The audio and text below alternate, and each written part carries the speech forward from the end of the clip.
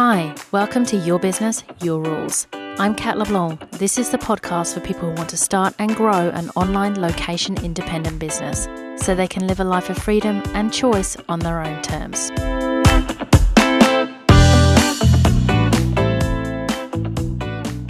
Welcome to episode 52, What to Do When You're Afraid to Promote Yourself. I see this a lot with business owners that I work with. They have a great idea that they're passionate about, but when it comes to promoting it or even talking about it, they suddenly clam up and feel as shy as the new kid on the first day of school. Or maybe they're okay promoting their business, but they don't want to be the face of it. No photos on the website, no personality behind their brand, and definitely no speaking engagements or other promotional opportunities. If this sounds like you, don't worry. That was me too when I started, and it still is me to a certain extent. So here are some ways of approaching promotion that I've discovered to boost your confidence and to help you reframe why you're doing this in the first place. First, let's talk about the elephant in the room. Of course, it is scary to put yourself out there. We are conditioned to be modest, not to boast, and not to declare ourselves quote unquote special, or that we know something that other people don't. We're used to other people choosing us as being worthy of reward or giving us openings for opportunity. We grow up seeing if we're picked for the sports teams, I wasn't, or if we get good grades according to someone else's marking system. This is the norm in school, career, sports, and in so many cultural systems that we go through. We can put ourselves forward, but we don't normally get to declare ourselves the winner, or in the case of business, it will be the expert or the leader. It's not the usual scenario, so of course it feels wrong or uncomfortable to give yourself a title of expert of some kind, outrageous, right? And then have the gall to actually go out and tell people about it. The horror! What kind of self-centered, conceited, pompous asshole would do that, right? See what I mean? So I'm not trying to make it sound worse here. I'm explaining why your natural reaction may not be to shout from the rooftops about your new thing, because it actually goes against every way of behaving that you've previously come across. And I get it. Actually, my theme for the year is tell the world, to make sure that I actually do tell the world about my work, because I also experience this and have to actively take action to move past it. But here's the big secret. Almost everyone experiences discomfort promoting themselves at some point.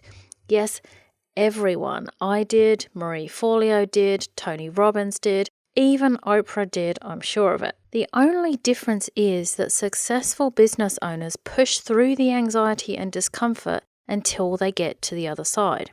It's not that everyone else isn't experiencing this, they are, but they respond to the feeling differently. Sure, there are probably a few people out there who naturally love self-promotion, but for the majority of us, it's uncomfortable and frightening. But it is something you'll have to grow used to if you want a successful business. So go in knowing you'll handle this with baby steps. Another facet that I want to talk about is that everyone is different, so they can run their businesses differently, including the promotional piece. There are 3 fundamental pieces in your business, and I call this the money 3. 1, your business foundation. 2, your sales process, and 3, your lead generation. The part where you promote is your lead generation or your marketing, but you get to choose marketing strategies that suit you. If you haven't already, I really recommend getting your entrepreneurial design profile, which is at myentrepreneurialdesign.com, which will give you some insight on how you can run your business in alignment with your personality. If you're more extroverted, for example, networking or doing live streams or speaking from stage could be a fit for you as a marketing strategy. If you're more introverted, you may prefer to work on strategic partnerships or focus more on an active referral strategy. So it's not just about if you're introverted or extroverted. There are 5 different factors that we look at in that report, but those are 2 important factors that can come out for you.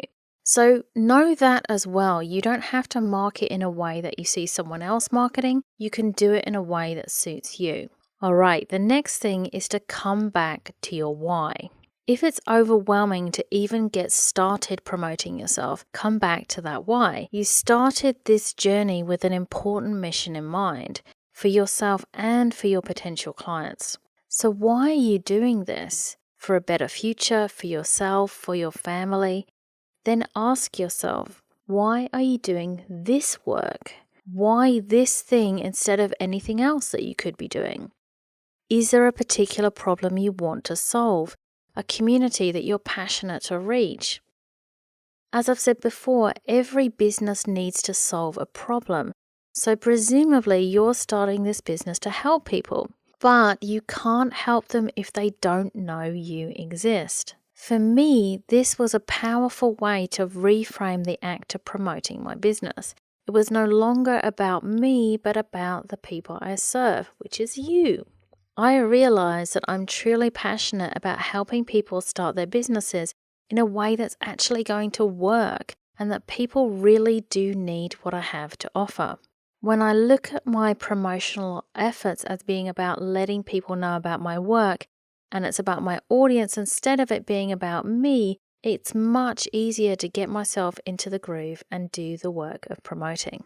If we take that thought one step further, that it's not about you, it's about helping others, we actually get to the point where we can say, if you aren't making important information available to others and putting it in places that they can find it, you're actually actively doing those people a disservice. It can be actually considered selfish to not let people know about something that can help them. Now, that doesn't mean you should work for free. After all, that would lead to you not being able to pay your bills, have to give up, which is nearly as bad as not doing it at all. But it does mean that you have a duty of care to talk about your work and let people know about it so that then they can make an active choice as to whether or not they want to be helped by it or not. Now let's look at detaching from your fears. Another aspect of this I hear about is the fear of failure. People are afraid to put themselves out there because they're afraid to fail. And one great way to combat this is to detach yourself from expecting an amazing outcome each time. If people ignore your Facebook post, just know that it happens sometimes, especially with the current algorithm. And look at new things to try or better ways to approach your marketing. If you're not proud of the way that you write your blog posts, and I mean I wasn't in the beginning, keep learning and keep practicing. This is about building a habit and not a one-time event. It also helps to have a little perspective. Many people get caught in the trap of perfectionism and wonder what other people will think if what they share isn't perfect. But let me ask you, do you think anyone is really paying that much attention? So I hate to break it to you, but they are probably not. Even my best friend doesn't read every blog post I write or watch every video I do. And she actually does some work for me as well, right? So almost certainly what feels like a huge, scary, big deal to you is not a big deal to anyone else. That video that you recorded where you think your hair is bad, if you're delivering value, no one is going to care.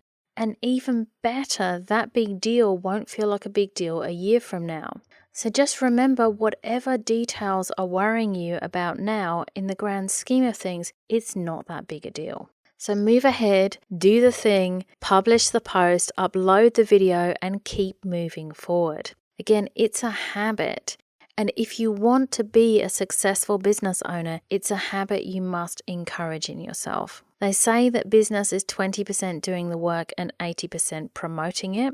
I'm not sure if I would go that far with those percentages, but it is an inescapable fact that if you want to succeed, you will have to do some promotional work, at least until you're successful enough to pay someone to do it for you. And it all comes back to reaching those who need your help. If you shift the focus from promoting yourself to reaching the people who need you to solve their problem, everything else, including the fear, has a tendency to shift with it.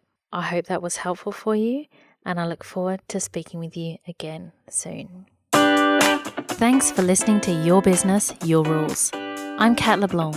If you like this show, I'd love you to subscribe, share, and leave a review on iTunes. And if you'd like to continue the conversation, head over to my website at katleblanc.com. Until next time.